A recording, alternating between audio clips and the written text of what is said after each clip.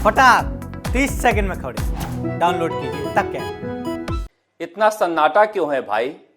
सड़क से लेकर बाजार तक, घर से लेकर अस्पताल तक, बेरोजगार से लेकर सरकार तक, हर तरफ सन्नाटा है। यह सन्नाटा अच्छी बात नहीं है। तूफान के आने से पहले की आहट होता है यह सन्नाटा। लोगों की उम्मीदों का मर जाना होता है सन्नाटा। और दोनों ही परिस्थितियों में सरकार के लिए यह सन्नाटा अच्छी बात नहीं है। आखिर क्यों राजस्थान में इस तरह से सन्नाटा पसरा पड़ा है? बेरोजगार परेशान होकर घर लौट गए। रीट पेपर लीक मामले में सरकार ने इतना झांसा दिया और इस तरह से सन्नाटा ओढ़ लिया कि आंदोलन कर रहे बेरोजगार थक कर घर चले गए। सीबीआई की जांच की मांग करते करते थक गए, मगर सरकार सन्नाटे में ही रही। उसके बाद रीट में पद बढ़ाने के लिए आंदोलन किया। सरकार ने पीट पीट कर बेरोजगारों में सन्नाटा फैला दिया। कौन भूल सकता है 2013 की चयनित एएनएम जीएनएम की महिलाओं और लड़कियों को, जिन्होंने पिछले 4-5 सालों में लखनऊ से लेकर जयपुर तक हर जगह सड़क पर रो रो कर आंदोलन किया, मगर सरकार की जूं तक नहीं रहेंगी। सवाल उठता है कि इस तरह से सन्नाटों में अगर जनता की उम्मीदें टूटने लगे तो सरकार के लिए सावधान हो जाने का वक्त नहीं है क्या? मैं यह बात इसलिए कह रहा हूं कि मुख्यमंत्री अशोक गहलोत को लगता है कि अगर सन्नाटा है तो सब कुछ ठीक ठाक है। 2 बार कांग्रेस बुरी तरह से इसीलिए हारी है क्योंकि अशोक गहलोत के शासन में इसी तरह से सन्नाटा था और सन्नाटे को वह खलक की आवाज समझ लेते हैं। सोचते हैं घर घर से आवाज आ रही है अशोक गहलोत के लिए, तभी तो कोई कुछ बोल नहीं रहा है। कोई कुछ बोल नहीं रहा है, इसका मतलब सब कुछ ठीक है। यह ठीक बात नहीं है कि कोई कुछ बोल नहीं रहा है। कोई कुछ बोल नहीं रहा है, इसका मतलब वह थक गया है। राजस्थान के बेरोजगार आंदोलन करते करते थक गए हैं, इसलिए आपको सन्नाटा दिखाई दे रहा है। दूसरी तरफ कांग्रेस के कार्यकर्ता थक गए हैं पिछले 3 सालों से ज्यादा वक्त तक इंतजार करते करते, इसलिए आपको सन्नाटा दिखाई दे रहा है। ऐसा मत समझिए कि कांग्रेस के कार्यकर्ता बहुत खुश हैं। जिस तरह से उनके साथ 3 सालों से ज्यादा समय से हो रहा है, किस बात के लिए खुश होंगे वो? उनकी उम्मीदें मर गई हैं, इसलिए वह सन्नाटे में है। अब कहा जा रहा है कि सरकार दूसरी तरह से जुगाड़ करने में लगी हुई है। एक ही बार में इतने ज्यादा पद निकाल देगी कि सारे कांग्रेसी खुश हो जाएंगे। मतलब जहां जहां निगम में, बोर्ड में, आयोग में चेयरमैन हैं, प्रेसिडेंट हैं, वहां वाइस चेयरमैन और वाइस प्रेसिडेंट के पद सृजित किए जा रहे हैं। इसके लिए मुख्यमंत्री ने फाइलें चला दी हैं और एक की जगह 2-2 राजनीतिक नियुक्तियां दी जाएंगी। इसीलिए इंतजार हो रहा है। हम बार बार बेरोजगारों की मांग, कांग्रेसी कार्यकर्ताओं की मांग, जनता की मांग क्यों उठाते हैं? सिर्फ हंगामा खड़ा करना हमारा मकसद नहीं है। मेरी कोशिश है कि सूरत बदलनी चाहिए। अगर दुष्यंत कुमार के शब्दों में कहें तो हो गई है पीर पर्वत सी पिघलनी चाहिए।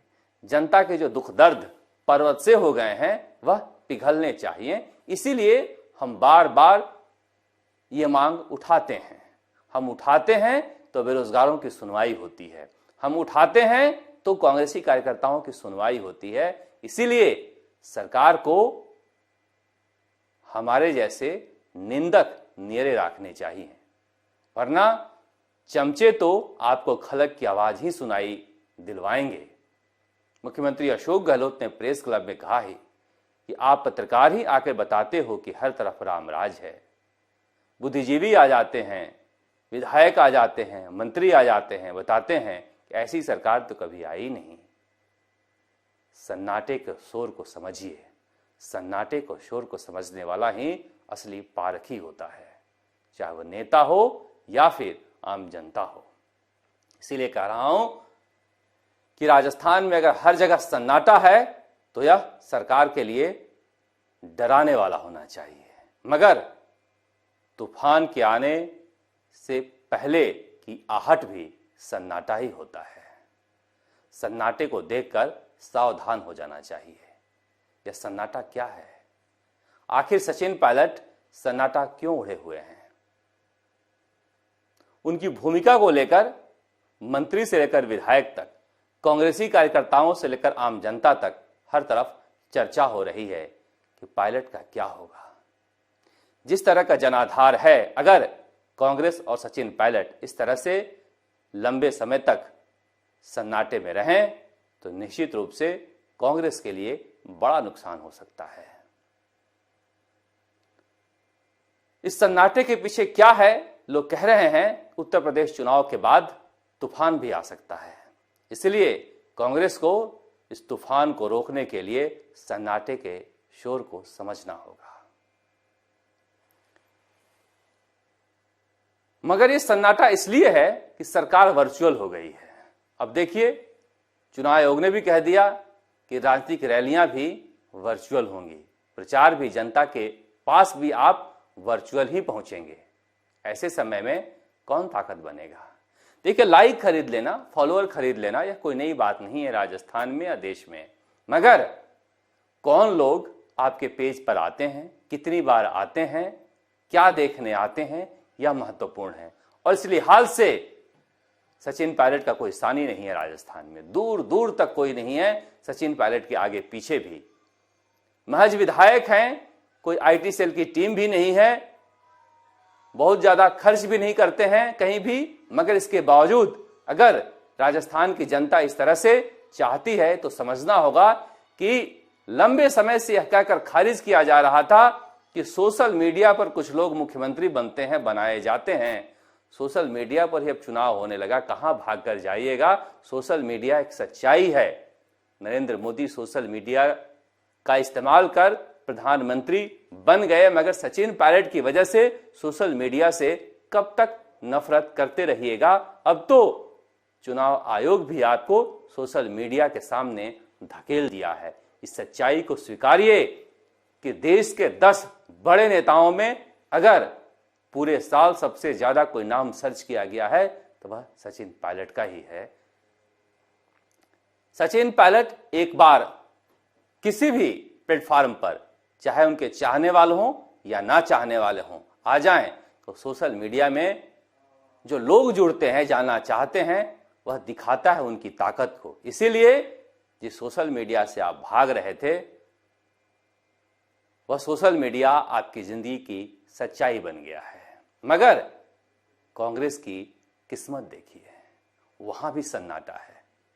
जिस नेता का इस्तेमाल कर जनता के बीच सबसे प्रमुखता से, प्रखरता से कांग्रेस जा सकती है, वहां भी सन्नाटा है।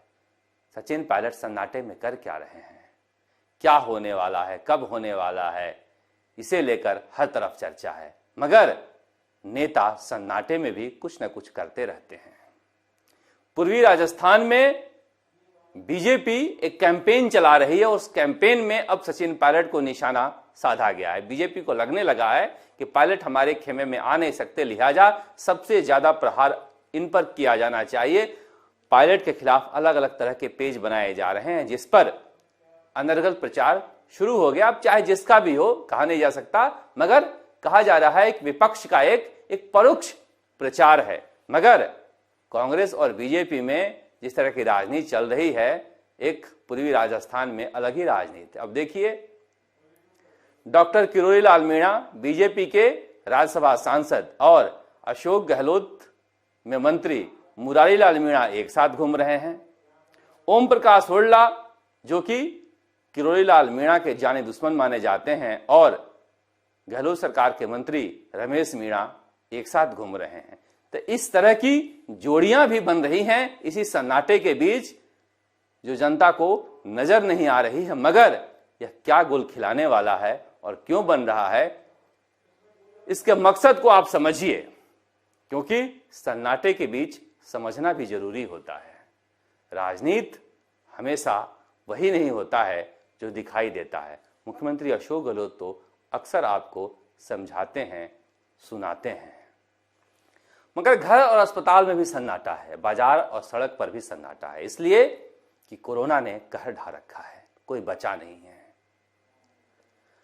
बचाव आपके हाथ में है, सरकार के भरोसे मत रहिएगा, क्योंकि सरकार यानी मुख्यमंत्री अशोक गहलोत का पूरा परिवार, उनका कुनबा, उनके कर्मचारी सब कोरोना पॉजिटिव हो चुके हैं। देखिए, कोरोना को लेकर आप मुख्यमंत्री अशोक गहलोत को सुने तो वो कहेंगे पूरी दुनिया में राजस्थान मॉडल की चर्चा हो रही है। जब उत्तर प्रदेश के मुख्यमंत्री योगी आदित्यनाथ को सुनते हैं तो वो कहते हैं कि पूरी दुनिया में यूपी मॉडल की चर्चा हो रही है। नीतीश कुमार बिहार मॉडल की चर्चा कहते हैं कि हमारे यहां तो कोरोना आया ही नहीं, और केरल सरकार कहती है कि दुनिया भर के डॉक्टर केरल आए हैं केरल मॉडल को समझने के लिए। तो ये मॉडल ऐसा है कि हर स्टेट अपनी जनता को यही बताती है कि सबसे अच्छा मॉडल हमारा ही है, मगर सच मानिए तो मॉडल भगवान का है और उसी मॉडल के जरिए हम और आप बचे हुए हैं। सरकार इसमें कोई काम नहीं कर रही है, हाथ पर हाथ रखे बैठी हुई है। गुस्सा आता है तब जब मुख्यमंत्री अशोक गहलोत बताते हैं हमने कोरोना को लेकर कितने घंटे तक वीसी की है। वो घंटा उन्हें याद है, हमें तो याद भी नहीं रहता। उसके बाद होता क्या है, अखबार में अगले दिन खबर आती है कि सबसे कम जांचें पूरे देश में हो रही हैं तो राजस्थान में। ऐसा क्या मॉडल है, क्या छुपाकर आप सन्नाटे में कोरोना को रखना चाहते हो जिसकी वजह से यह जानलेवा हो सकता है। इसलिए अगर आप बार बार मीटिंग में कहते दिखाई देते हो कि जांचें बढ़ाओ और नहीं बढ़ रही है, तो समझिए कि सरकार आपकी फेल्योर है, आपकी बात अधिकारी मान नहीं रहे हैं, सुन नहीं रहे हैं। यह कोरोना को लेकर नहीं, हर जगह हो रहा है। इसलिए कह रहे हैं सरकार सन्नाटे के शोर को समझे, सरकार इस सन्नाटे को समझे जो तूफान के आने से पहले की आहट है। वरना आप देख ही रहे हैं कि 2 बार क्या होगा, तीसरी बार भी वही हो सकता है। इसीलिए हम बार बार बेरोजगारों की मांग, कांग्रेसी कार्यकर्ताओं की मांग, जनता की मांग, सरकार की कमियां हर जगह बताते रहते हैं, क्यों मीडिया का यह धर्म है कि सरकार को सचेत करते रहे जनता के लिए। राजस्थान तक के लिए जयपुर से शरद कुमार।